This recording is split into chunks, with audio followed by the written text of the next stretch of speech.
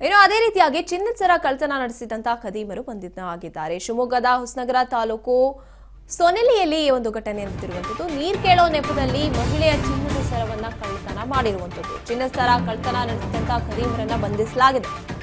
ಶಿವಮೊಗ್ಗದ ಹೊಸನಗರ ತಾಲೂಕು ಸೊನಲಿಯಲ್ಲಿ ಈ ಘಟನೆ ನಡೆದಿರುವಂತದ್ದು. ನೀರ್ ಕೇಳೋ ನೆಪ ಹೇಳ್ಕೊಂಡು ಬರ್ತಾರೆ, ಮಹಿಳೆಯ ಚಿನ್ನದ ಸರವನ್ನ ಪೀಕುತ್ತಾರೆ. ಕೇವಲ 6 ಗಂಟೆಯಲ್ಲಿ ಆರೋಪಿಗಳನ್ನ ಬಂಧಿಸಿರುವಂತದ್ದು ಪೊಲೀಸರು.